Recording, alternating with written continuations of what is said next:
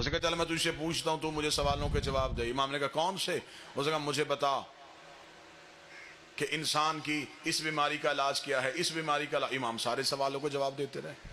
جب اس کے پاس بیماریاں ختم ہو گئی, امام نے کہا میں تجھ پہ سوال کروں؟ اس نے کہا کریں. امام نے کہا چل تو مجھے بتا انسان کی پیشانی میں لکیریں کیوں ہوتی ہیں؟ تو مجھے بتا سر پہ بال کیوں ہوتے ہیں؟ تو مجھے بتا آنکھ گول کیوں نہیں ہوتی؟ تو مجھے بتا نتنے نیچے کی طرف کیوں ہوتے ہیں؟ تو مجھے بتا کوہنی پیچھے کی طرف کیوں مڑتی ہے؟ تو مجھے بتا کہ پاؤں کے تلوے میں یہ خلا کیوں ہوتا ہے؟ اس نے کہا یہ میں کیسے بتا سکتا ہوں؟ امام نے کہا تو نہیں بتا سکتا, ہم بتائیں.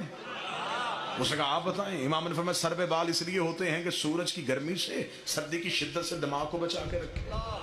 اس نے کہا اچھا. مولانا نے فرمایا ہم آگے تمہیں بتاتے ہیں پیشانی پہ لکیریں اس لیے ہوتی ہیں کہ سر کا پسینہ آنکھوں میں نہ آئے.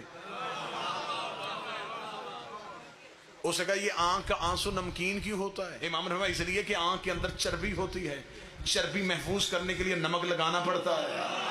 کان کا پانی اس نے کہا کڑوا کیوں ہوتا ہے؟ امام نے کہا اس لیے اگر کان کا پانی کڑوا نہ ہوتا تو انسان سوتا تو کیڑے کان کے اندر چلے جاتے. اس نے کہا آنکھ گول کیوں نہیں ہے؟ امام نے کہا آنکھ گول ہوتی انسان جو دوا لگاتا وہ بہہ جاتی. اس نے کہا ناک کے نتنے نیچے کی طرف کیوں ہیں؟ امام نے کہا اس لیے کہ سانس کھینچ کے دماغ کو پہنچا. اس نے کہا کوہنی پیچھے کو کیوں مڑتی ہے؟ امام نے فرمایا اس لیے کہ انسان آگے کو چلتا ہے. اس نے کہا ہتھیلی پہ بال کیوں نہیں ہوتے؟ فرمایا اس لیے کہ انسان چھو کے کسی چیز کو پہچان سکے.